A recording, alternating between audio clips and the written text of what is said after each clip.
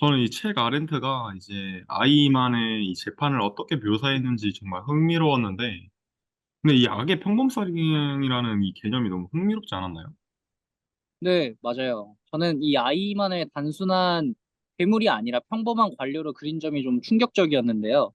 모두가 생각하는 이 악의 모습이 아니었던 것 같아요. 저번에 교수님이 보여주신 존 오브 인터레스트의 루돌프 헤스도 가정을 사랑하는 가장처럼 나오는 모습이 있었죠. 악마의 위치에서 살아간 사람들의 가정적인 드라마는 전 오히려 이질적이고 역했다고 생각해요. 그래요. 그 아이만이 단순히 명령을 따랐다고 주장한 것도 인상적이었어요. 그가 자신의 행동에 대한 책임을 회피하려 한 것 같은데 개인적으로 이런 행동은 옳지 못하다는 생각을 합니다. 네, 맞아요. 하지만 아렌트는 그런 변명을 받아들이지 않았죠. 오히려 아이만의 무사유가 더 큰 문제라고 봤습니다. 맞아요. 저는 근데 이제 이 생각 없이 행동하는 거에 대해서 이렇게 위험성을 지적하신 것 같은데, 이제 일상에서 그 무심코 하는 행동들이 어떤 결과를 낳을지 항상 고민을 해야 된다는 뭐 그런 거를 좀 깨달았던 것 같아요. 이게 단순히 막 큰 사건에만 해당되는 게 아니라 뭐 일상의 작은 그런 선택에서도 되게 중요하다는 거를 좀 느꼈고, 이게 결국 우리가 이렇게 모두 이제 비판적인 사고를 통해서 자신의 행동에 어떤 이제 책임을 지는 그런 태도가 중요한지, 얼마나 중요한지에 대해서 다시 한번 생각해 보게 되는 그런 계기가 되었던 것 같아요. 네, 맞습니다. 저도 이 책이 우리에게 윤리적 성찰의 중요성을 일깨워 주는 것 같으면서도 어, 존 오브 인터레스트의 루돌프 헤스처럼 그 상황에 따라 우리 모두 아이 희만이 될 수 있다라는 경고 같은 메시지를 전달한 게 아닌가라는 생각을 했어요. 네, 맞아요. 이 책이 역사적인 사건을 넘어서 인간의 본성에 대한 깊은 통찰을 시사하는 바가 있는 것 같습니다. 이제 이 총평을 좀 정리를 한번 해볼까요? 일단 저는 좋습니다.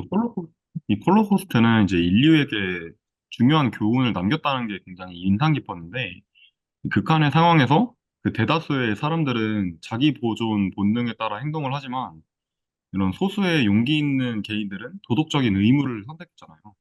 이제 이거는 우리가 자기 보존이 유일한 선택지가 아니며 어려운 상황에서도 윤리적 결정을 내릴 수 있음을 보여준다는 걸 좀 느꼈거든요.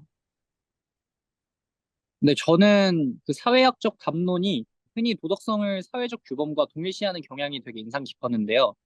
이런 관점은 도덕을 사회적으로 구성된 것으로 보며 개인의 윤리적 판단을 사회적 맥락 내에서 이해하려고 하는 것을 이해하죠. 또 그러나 이는 개인의 도덕성과 이제 도덕적 자율성과 책임을 제한할 수 있는 위험도 있다고 책에서 얘기를 하는데요. 도덕성을 단순히 사회적 규범의 산물로 보는 것이 개인의 윤리적 성찰과 독립적 판단 능력을 과소평가할 수 있기 때문이라는 점이죠.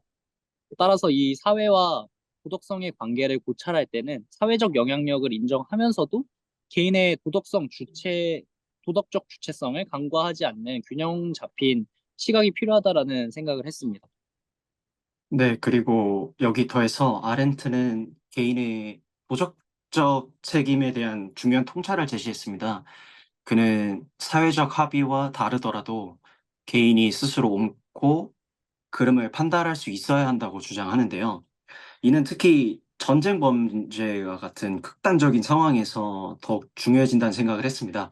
아렌트의 관점은 우리에게 도덕적인 판단의 주체로서 개인의 역할을 상기시키고 사회적인 압력이나 그 통념, 뭐 명령에 맹목적으로 따르는 것의 위험성을 경고합니다.